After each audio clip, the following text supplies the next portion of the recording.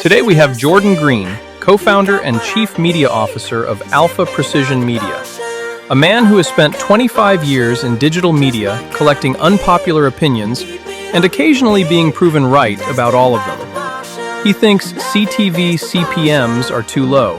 He spent more money on a Twitch production than anyone in the platform's history, and he is now betting on women's basketball as the next great advertising frontier. Let's find out if he's a visionary or just extremely stubborn.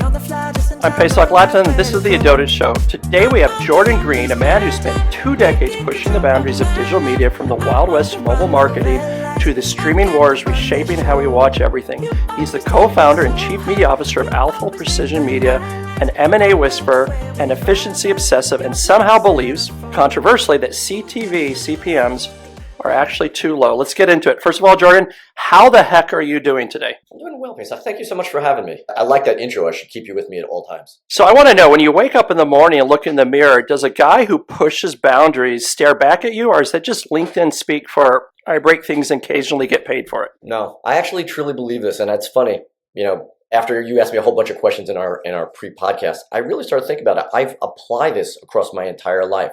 My firm philosophy, if I have to have one, is that just because something has always been done one way doesn't mean that it has to be done that way. And it can be true across everything, whether that's true across media, whether it's true building businesses, whether that's true across cooking, which I absolutely love in my personal life, and even, I'm going to call it the correct name, rotisserie baseball, not fantasy baseball, which I've kind of been doing, give or take, for about 30 years.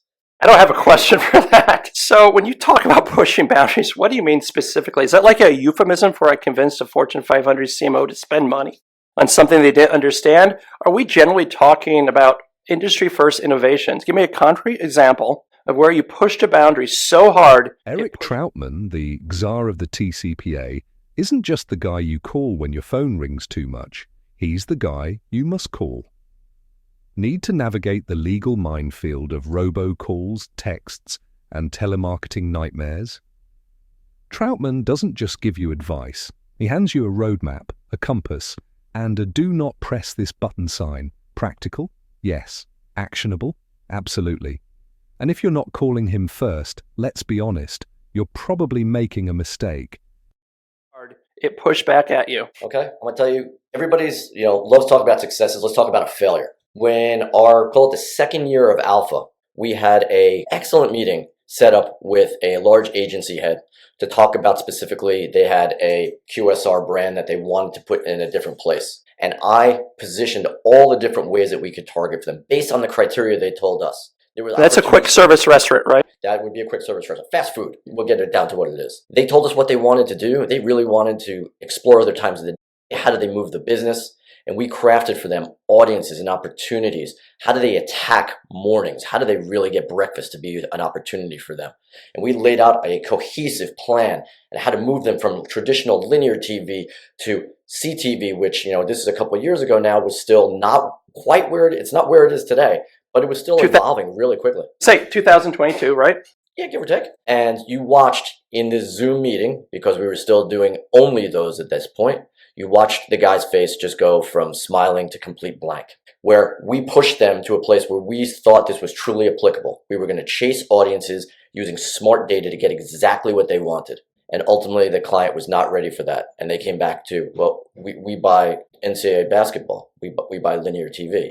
And that's where they got themselves stuck in for about another year and a half. It really took them that long to kind of get out of it. So what I like to think about is when you're pushing those boundaries, it's not pushing so far ahead. You want to be just at the head of the crest of that wave.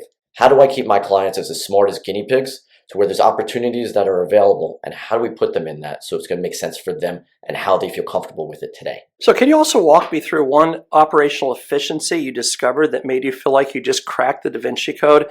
I don't mean you figured how to CC fewer people on emails, something that actually changed how campaigns get executed or measured. So just because you can use a DSP, and that's a demand-side platform to buy campaigns, place ads on connected TV, online video, display, that the opportunities that are presented across these DSPs are using tools that are provided to everybody.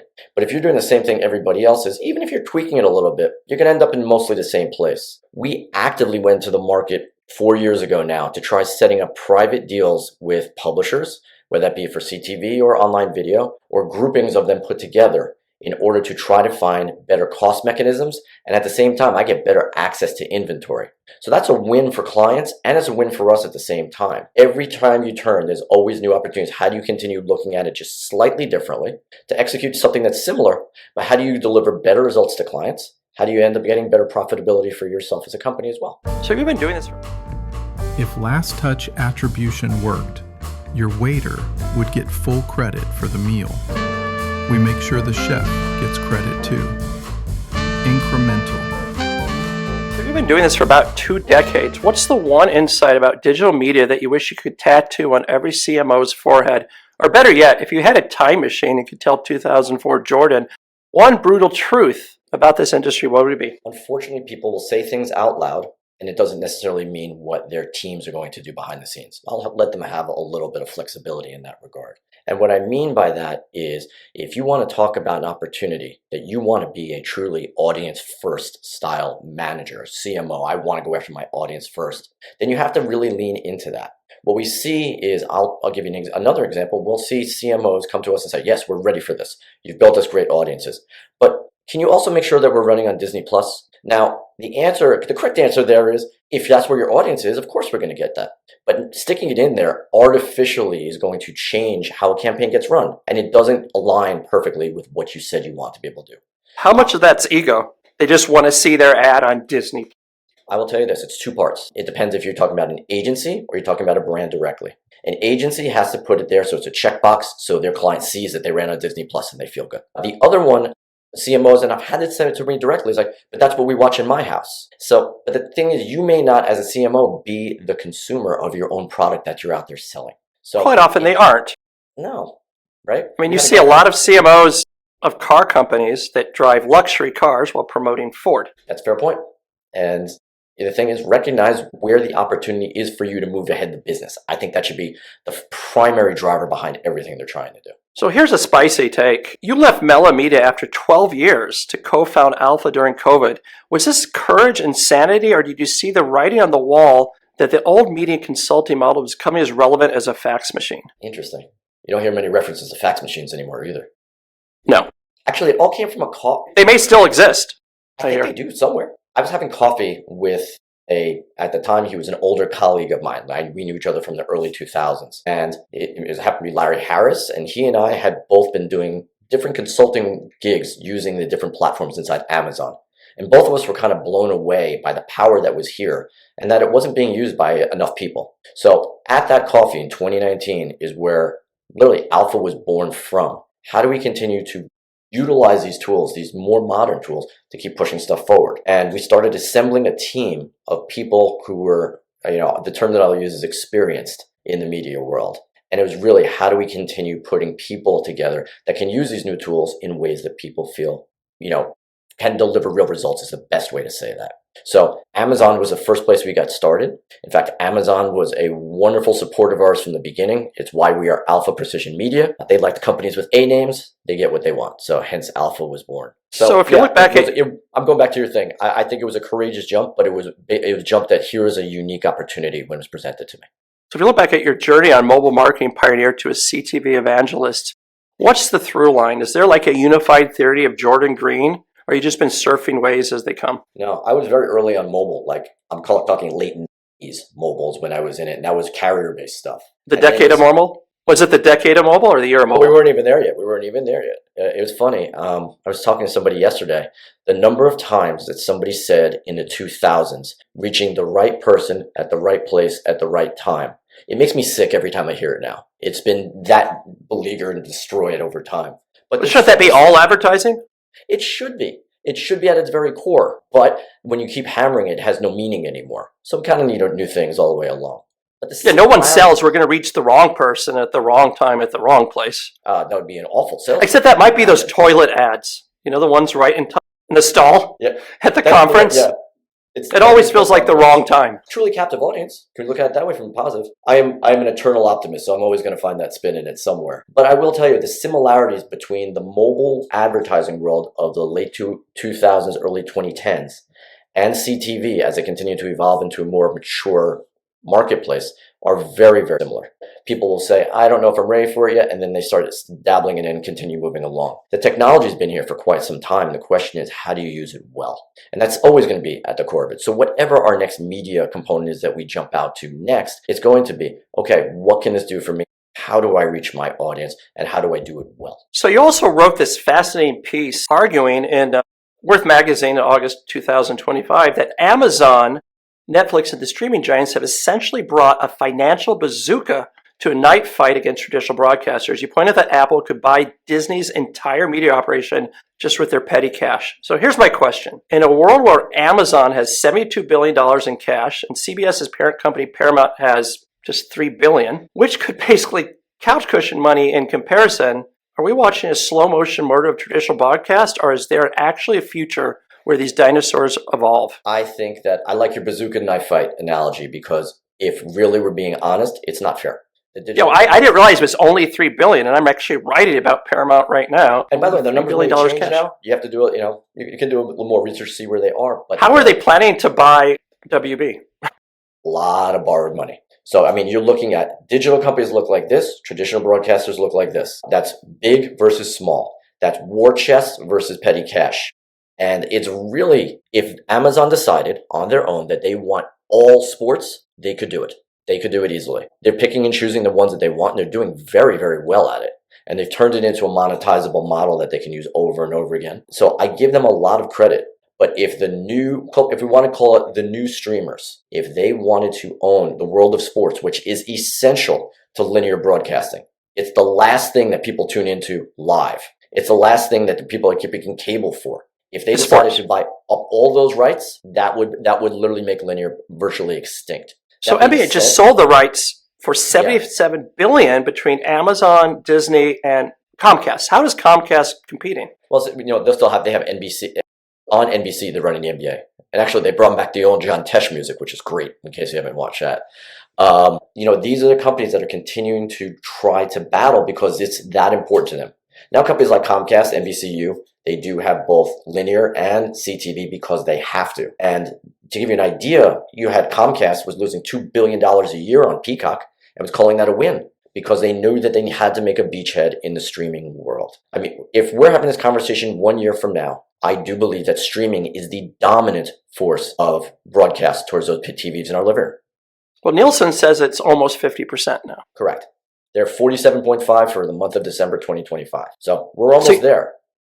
You also have this crazy hot take, and I mentioned before that CPMs for CTV are too low. It's like walking into a room of advertisers and telling them that their lunch is overpriced. What do you mean by too low? Well, there's two takes on this, okay? There's two points of view. There is the buyer's point of view. I always want lower prices. And what's interesting is going into each one of the past 3 upfront seasons, you've seen comments come out in the advertising press, if you will, talking about this is the year we're seeing CPMs come down. We're seeing CPMs come down. And that's, kind of putting a wish out into the world and kind of hoping that it would happen.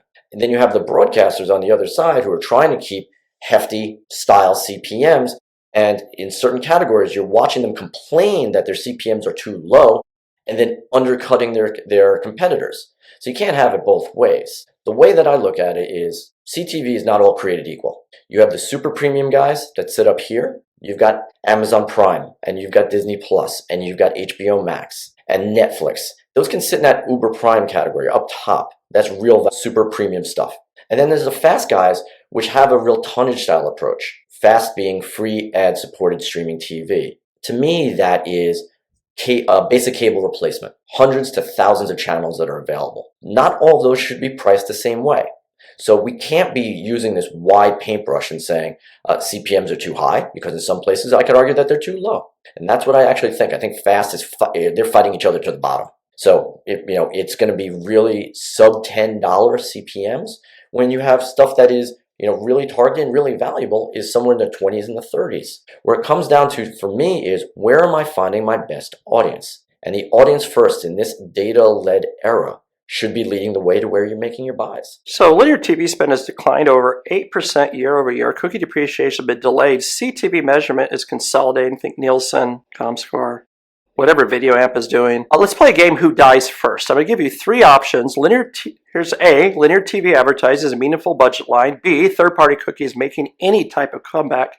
Or C, small independent CTV measurement companies before they get acquired. Which one hits the floor first and why? Okay, let's do it this way. I think that linear TV will dive, but it's not going to go extinct. The same way that the introduction of the internet did not make every retailer go out of business. They just had to rethink how their model works. So I don't think it's going to go all the way through the floor and disappear, but it will become a notably lower line item in terms of budgets. It just has to be, because the audience is shifting. And where the audience goes, that's where the money is going to follow. Right, if no one's watching linear TV except 90-year-olds, it's going to be an issue. Yeah, my issue with Nielsen... And my mother's turning 90 in September, and she hasn't even watched linear TV. Really? So out of curiosity, what does your mom watch? Like when she turns on TV? What Netflix, stuff like that. Yeah. MSNBC or MSN Now, whatever it's called now. Interesting. And I'll tell you, Netflix is an incredibly good animal, because in this era where everybody will tune into one streamer and then pull back their subscription after they finish that show, Netflix is that one kind of sits there. They don't actually churn the same way. No, it's one of the few ones. Like I'll subscribe to some of them just for like a month to see what's going on and look at the ads and stuff, and then I immediately cancel. And then it gives me an offer for like $1 a month, and I'll take it. Right. And then I'll cancel in like 4 months and take the offer again. Yeah. They need you as a subscriber, by the way, so that then when they go out to sell their ad space, they can say, look how many subscribers I have.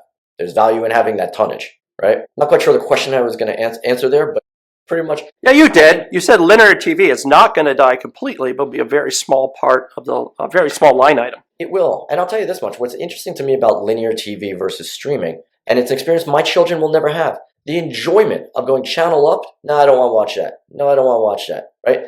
They all have guides. It's all based on demand. You know, we're literally not advertising on demand. Like, I want to choose this show on demand. It's a very different experience. That discovery, that natural discovery that made me watch the same movies when I was a kid over and over and over again because, Roadhouse is on again. They're going to miss all that part, which in some ways is too bad. But now it's kind of being replicated over in the social media world. But they don't watch the full movies anymore. Now they're just watching clips, little bits here and there. Different animal. So Alpha markets itself as a certified diverse-owned media and technology holding company that takes a people-first approach. So let's cut through the corporate speak. What percentage of Alpha's actual media spend runs through media that you or other diverse owners genuinely control versus standard platforms with a diversity audience segment checkbox enabled? Well, here's the first part we have to do. As of January 20th of last year, terms about minority business enterprise, DEI, all those things changed dramatically.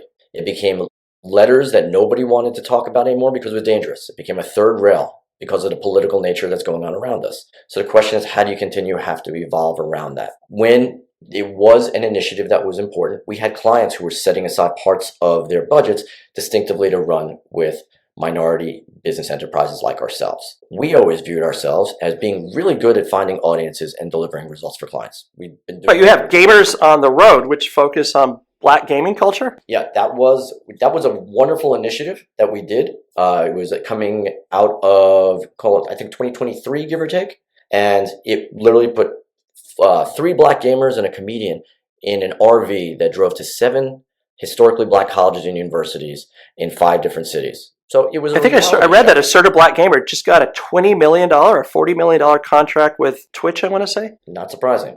And you're connecting dots for me because we opted at that point to broadcast this on Twitch. That's where the audience was for this. And not to mention, it also made, Twitch is owned by Amazon, so we kept inside our good partnership with the folks at Amazon.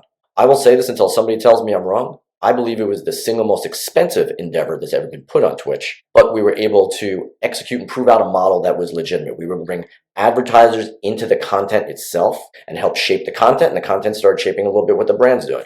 Interesting, the 2 brands that were there were both craft-based, and one of those brands is actually using a variant of a song that came out of that particular show. So I guess that's the legacy that kind of lives on beyond it. But we proved out a model, and now what we're doing is something a little bit different, which we have a new show that will be on a combination of both broadcast and CTV, and it is a conjunction with a group called Color Creative, and the show is called Undeniable. It's all about women's basketball. And it's produced by Cynthia Cooper, Asia Wilson, and Cameron Brink, who are 3 probably the biggest names I could throw at the world of women's basketball. But being involved with them and helping them find, here's true wider distribution. Here's using all the tools of modern advertising to bring different brands and different sponsors into the fold. It's a unique style approach that I think is pulling on a lot of levers and really should be a new model going forward for how other up-and-coming shows can try to position themselves as well. So when you say people first and culturally relevant audiences, what unique data or panels actually underpin this? Are we talking proprietary research, community partnerships, or the same Nielsen Comscore segments that everyone else uses with better copywriting? So my point of view on data in this modern era goes back to that old adage of advertising. I know half my advertising is working, I just don't know which half. I believe we're in the era now of I know half my data is working, I just don't know which half. We've got 70 or more data providers and all want to tell you that theirs is better than everybody else's. What we did is we put our money where our mouth is. And 2+ years ago, we bought a company that is now called Plural. And it took data and flipped it upside down. So instead of me using data signals as a mechanism to try to find who the individual is, we know who the individual is, and then we apply data signals because the basis of Plural came out of a project for the Census Bureau. And this is people self-reporting who they are, their core age, ethnicity, gender. And those things, for the most part, stay with you for your whole life. So using that as a core mechanism is allowing us to have significant consumer is that's seeing the ads. In short, our targeting gets stronger because at its core, it's matching to what advertisers want in their core demographic. Is every plan we see always has a demographic in there. And our demo stuff is going to be very, very strong. 30 to 60% at some point stronger than what they were doing before. And then using smart data signals beyond that to understand a little bit more about consumers' activities, purchases, and so on. So when you say you're the only Amazon ecosystem partner creating, producing, and activating sponsor development content, what does that mean in practice? Is this like an exclusive contractual arrangement, a certification that no one else has pursued, or marketing language for we're the only one that are dumb enough to try it? Well, that was marketing language that was put together for 5GRV when we were out trying to peddle that. You know what? I believe that if we're putting together campaigns and content and opportunities for brands that actually meet their goals, it's amazing how much better it can actually be in matching what the audience wants to see. Did it actually move retail outcomes? Yes, we could see this. And we learned a whole bunch of little things during there. For example, as part of the plan, we had both branded ads that we ran for our sponsors that came with us, and we had co-branded ads. Theirs that they would normally run, and then the co-branded ones for 5GRV. And at the time, the co-branded ads were remarkably better. The content allowed the ad to move. The ad allowed the content to move. It was a wonderful kind of simultaneous growth that we were watching in real time. And what I really enjoyed is because it was on Twitch at that particular time, which was very, very hot. You'd watch comments coming in from the audience and how they engaged. And every once in a while, they started using advertisers speak back towards their community. If you can get your brand in their mouth, you're doing something right. So gaming is massive. It's actually where young people are, and traditional media is where CMOs think young people are. It's a big difference. It's $200 billion global market, and it's diverse, 40% female, a significant multicultural audience, but it's also crowded with content. Is gaming the bet because you think it's where culture is actually happening, or where everyone else chases yesterday audiences? I will tell you that seems to be a consistent through line for Alpha as a whole. We're trying to go to where the audience is going to. 5GRV was in 23, and we saw the growth of not just the gaming community, but exactly those audiences you were talking about, right? Minority-based, female-based. It was an opportunity to do growth. What we're doing today for Undeniable is watching the explosive growth in female sports. Coming out of the pandemic, we couldn't get enough sports. We wanted to suck it all in. And you can watch the growth now that followed suit. So something as simple as this. I have a 15-year-old daughter who loves basketball. And over the last couple of years, we've gone to see Liberty games in Brooklyn. The first time we went, everybody had to sit down low because the upper bowls were closed. And it was a wonderful communal experience. I can't push that enough to other people. If you like sports, WNBA games are great. We went last summer, and now the entire Brooklyn arena is open, and it's 90% filled. So that's the net where the Nets play? That is where the Nets play, but it's also where the New York Liberty play during the summer. With my own eyes, I'm physically watching the growth of this. And now you're watching what's happening where the WNBA is, they're going into contract negotiations with the league and back and forth. There's going to be a lot more revenue sharing going to have to do. You can watch them be across, they're on Amazon, they're on Ion, they're on ABC, they're everywhere. So right. Someone was pointing out that WNBA isn't profitable. Why pay them? And I pointed out it took 30 years for the NBA to become profitable. In 1980, the NBA was nearly bankrupt. Right. So yeah, gotta give it time. So you named Fred Tarter as your Yoda, the guy who taught you the art of marketing and advertising. He's the man who was the chairman of Screen Vision, and we all know that if we've been to movies, for 28 years and built it into the largest cinema advertising network in the world. He's also executive produced movies and pioneered non-theatrical programming for cinema. So my question is, what did Fred teach you that you couldn't have learned from a book, a conference, or a LinkedIn course? Fred was a wonderful guy. And he had his fingers in so many pots at the same time. You see Screen Vision because that's what he got best known for, but he had 15, 20 other ventures he was involved in, all kinds of stuff. Yeah, I showed he was CEO of the Readers Guild. He had a Hootenanny folk music magazine. Made for TV movies, described as unmatched ingenuity and drive with creative and adventurous spirit.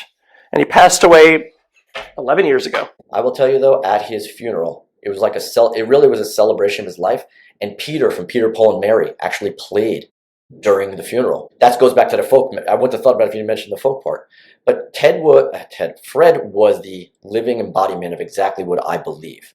Of that, just because there's something that's there, we can do a different version, do it better. He did it multiple times over. For example, on Broadway, playbills have been around forever. You go into the theater, they hand you the playbill. And he's like, why is there only one company doing this? And he founded another company to go head to head with them, sold into enough places, and ultimately the company got sold out. He kept doing that over and over again. He always gave me a handful of things that I think about to this day. He used to like to quote George Burns, and he always used to say to me, he goes, always have theater tickets. And I always love that as an idea. Always have that thing that you're looking forward to. But I take those little aspects, those little things that I used to talk to him about years ago. I was 20, 21, when you're very flexible in thought, and he just would insert little tidbits here and there. I always took those to heart because they were very, very helpful, even this much later in life. So he understood captive audiences before anyone was talking about attention quality. Cinema is the original premium placement with no second screens. How did that translate when you moved into mobile and then CTV? Is there like a Fred-informed principle about attention that guides you on how you evaluate all inventory now? I'm going to say a little bit, and here's why. He used to refer to, you get deals done, he used to refer to it as the sweat point, right? Right when the person on the other end is starting to sweat, that's when you're going to get a deal done. Now, he was always talking about in terms of investment and M&A opportunities, but it's not necessarily that different in terms of advertising, in terms of media. We know as advertisers, you got to touch a consumer somewhere between 3 and 9 times in order to get them to move. In this world, if I'm applying his sweat point, I got to keep applying stuff until you're ready to make that purchase. And if I'm doing ads properly, if I'm doing ads that are relevant to you, chances of you acting on it are significantly higher. Amazon used to have this great number. I'll give them full credit for this. Because they can see the whole ecosystem. They can see the ads and they can see the purchases based upon the Amazon world. And their math suggested that if you serve a relevant ad, the consumer has a 40% chance of acting upon it. That's extraordinarily high. 4 out of 10 of my ads, somebody bought something, I'll take that every day. So he also produced movies and pioneered content. Do you think that he planted a seed in you about content ownership, that selling ads is not just the only game? I'm going to say in this case, no. I think that content to me is interesting. It is tangential to the world of media, but it's just another vehicle in order to place advertising in. I've got the consumer's attention. I've been able to insert some sponsorship components in there. When those things are done well, they're referred to as being organic. I don't love that word because, again, it's becoming hackneyed really quickly. But if it doesn't feel like you're hammering somebody over the head with an ad, and it feels like it's in continuity with the content that you're watching, yeah, you have a greater opportunity with which to influence somebody to make them act. At the core, there's only 2 ways to advertise. That's it. There's 2 basic principles. I want more people to know my name. The fancy word for that, we call it brand advertising. Or I want people to act upon it. I want somebody to buy my product. And that used to be called direct response, but that became dirty over time. But that's pretty much what it is. If I clicked on an ad, let's say on a computer, I was able to go downstream and make that purchase. That's it. So if Fred were alive today and you could bring him to Alpha headquarters for a week, what would he be most impressed about? And what would make him shake his head and say, Jordan, you're just doing it all wrong? I think that while Fred had an interest in technology, I think the modern technological things might blow his mind, both in a good and a bad way. I think that he always seemed to be flexible enough in thought to recognize that there's lots of new opportunities that are out there. So I think he would like that part. But the question is, I could see him also saying, who's going to do this? Right? Who's actually going to act upon this? Who's going to be advertising in this particular way? So I could see the skepticism, But he was somebody that if you presented him with an opportunity, even if he didn't understand it fully, he saw the opportunity to act upon it. I'd like to think that a little bit of that follows suit with how I'm living my life too. So you've taught at WashU, my wife's alma mater, and now at NYU. What's the one Fred lesson you want to most pass on to your students? First of all, when you get in front of students, it's my favorite because they don't come in with preconceived notions and they're willing to say, I don't know. It's very hard in sales meetings for somebody to say, I don't know on the other side of the table. So again, I do impress upon them, where is your creativity going to take you? I can give you the baseline. Here's what is available to you. What else can we do with this? What have we not thought of yet? How do we make this stuff better? Where do you think are more efficiencies? Why are audiences not being reached? What would you respond to that somebody else might not? So there's opportunities to kind of have that impact put into a creative mind and see what kind of comes back from it. So now we go on to the Desert Island Fantasy, and you've assembled quite the Avengers team. Thomas Keller, who, weirdly enough, I got married in per se 2007. A long time ago with Thomas Keller there. Possibly the greatest American chef alive, George Carlin, who's not alive, but the comedian who turned profanity into philosophy. Pat Riley, the guy who invented the word three-peat and won more championships than most franchises. And The Edge, the guitarist who makes entire stadiums cry. And last of all, Aaron Sorkin, the writer from The West Wing. First of all, you clearly not surviving on coconuts with Thomas Keller around. But seriously, what do these five people have in common that made you pick them? Is there a through line here that explains Jordan Greene? Well, there's a handful of commonalities between the different people. Adaptability might be the number one thing that ties them together. For example, I love George Carlin and Aaron Sorkin, and putting the two of them together, they have a love for words in a way that I always found inspiring. I personally like to write. I do get to write those articles usually once or twice a year for the folks at Worth usually, because they're very kind to let me do so.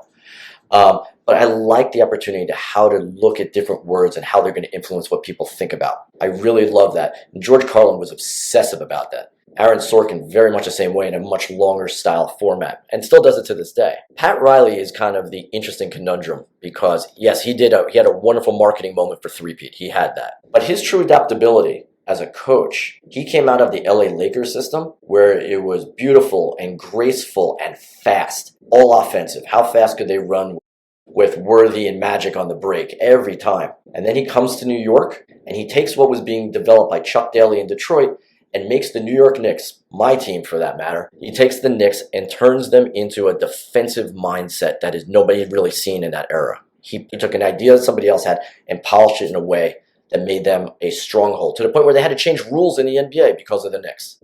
So I love that you can have a coach that can make that kind of adaptability based upon what's going on both in the market, in his case the game, and then what's with the players that he had in order to be able to apply it. I like to think about that in terms of my own management style of my team. If I've got sales guys that are particularly good at one aspect, then we should be encouraging that in order to say, how do we get the most out of them? For that matter, on sales teams, I think that sales teams are the best source of intelligence that any organization can have because they get to hear what the actual market's coming back with. A lot of companies don't do that. They think it's a one-way street, and it really shouldn't be. So George Carlin once said, inside every cynical person is a disappointed idealist. Is that you? No, I am still an idealist. I am eternally optimistic. My partner, Larry Harris, is constantly amazed that he's like, you can find the good in anything. And I will, and I can. But there was two sides to George Carlin. There was the comedic side, and then there was the side that was always trying to make the impact side. And that second part, I don't know if everybody always wanted to hear. The comedy side, he was consistent upon until the day he died. Well, he once said the planet is on fire. It's the people are effed. It's either depressing, liberating, depending on your perspective. He also said, sir, please get on the plane. F you, I'm getting in. Let the daredevils get on. And it's that type of thing that I love in everyday life. It's remarkably applicable. So, those five people, the commonalities, they do exactly what I think. They took something that was there and said, just because it is this way, how do we do this differently? So Pat Riley was famous for not tolerating mediocrity. He once said there's winning and then there's misery. Is that how you run Alpha? No, I think it's a lot of gray. He was very black and white in his style of coaching. What I will take away from him is his attention to precision and detail. And that is particularly helpful in just about everything you do. My grandfather always used to say, if you're going to do something, you might as well do it well. And I think that Pat Riley kind of took that one and pushed it to an ultra extreme. So here's Sophie's Choice meets Fantasy Dinner Party. If you could save one of these people from the proverbial sinking ship. Who makes it to the lifeboat and why? You got to bring Thomas Keller with you in that case, because if you're in that lifeboat, he's going to make you, whatever you got left, that's sustenance. Yeah. Yeah, no offense. The edge isn't going to be very helpful with a guitar. Not so much. Not so much. Might be entertaining until the boat deflates, but yeah. So you also said that your superpower wish is to fly, not mind reading, which would be handy in negotiations, and not time travel. Flying. Why flying? Is this like an escape fantasy? I think it has more to do with the fact that growing up in New York, I'm just completely done and frustrated with how we haven't figured out traffic yet. Just the ability. No, not in New York. From one bus. Never. Someone used to make fun of me that I always ended up in Times Square while driving. And it's true, but that's kind of like everything kind of pushes you towards Times Square. You know, all those roads, they combine and you just kind of get pushed there. You know, how about this? Try explaining to your children what rubbernecking is and why it occurs. Because their big question is, why would anybody do that?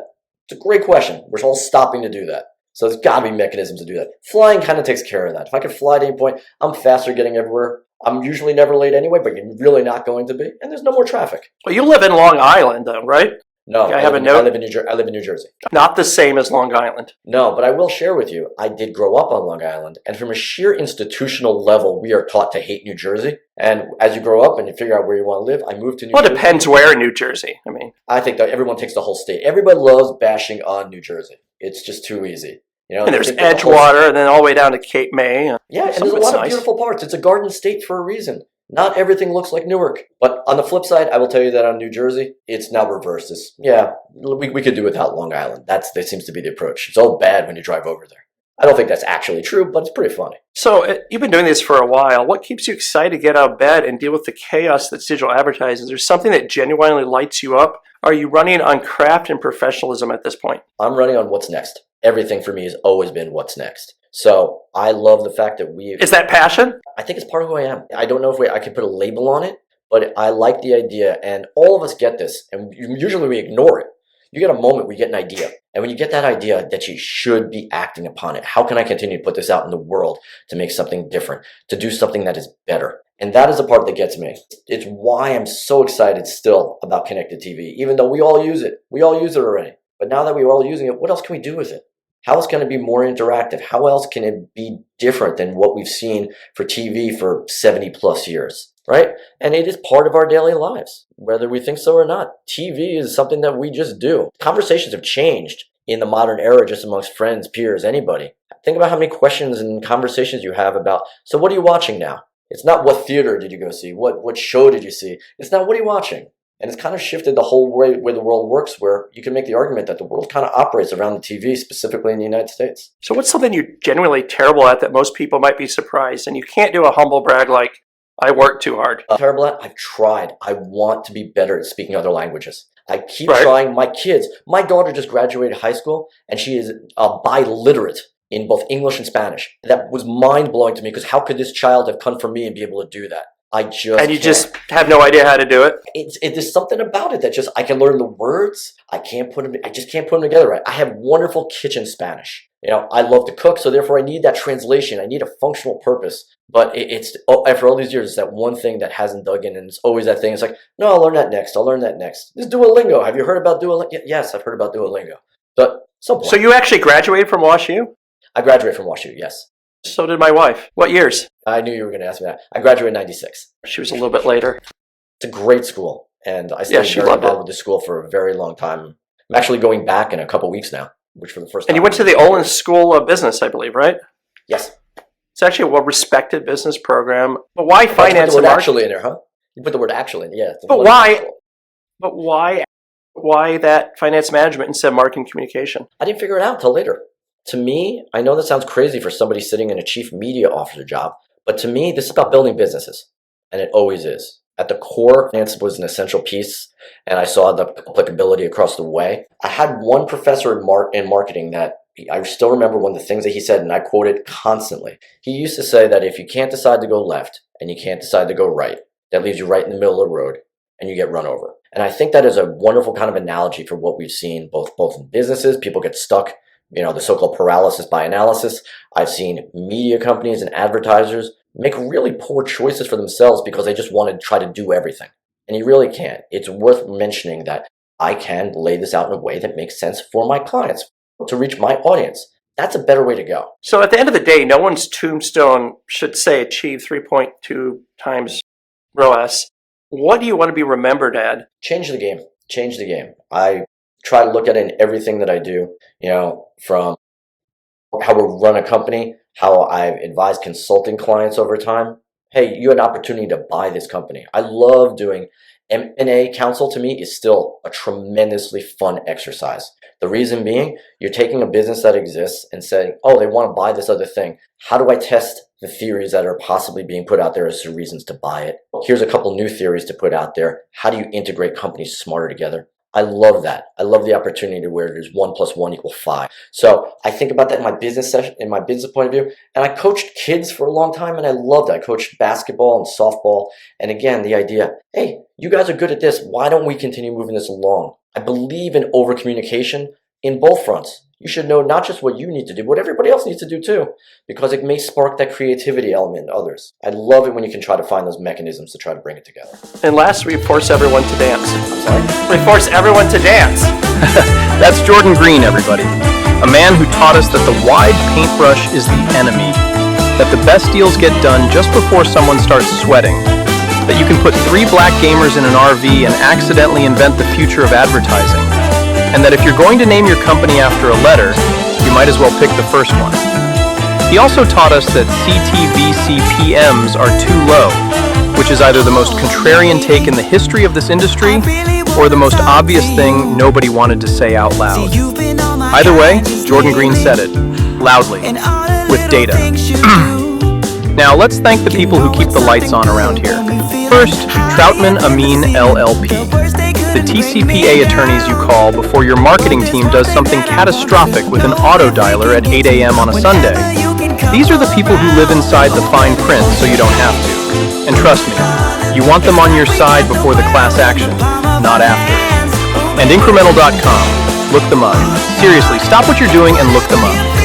If you're spending money on advertising and you're not measuring what's actually incrementally driving your business versus what would have happened anyway, you are flying blind in a windstorm and calling it a strategy. Incremental fixes that. Go to incremental.com right now. We'll wait. That's the show. Stay bold, stay curious, and pay attention here. Know more than you did yesterday. See you next time.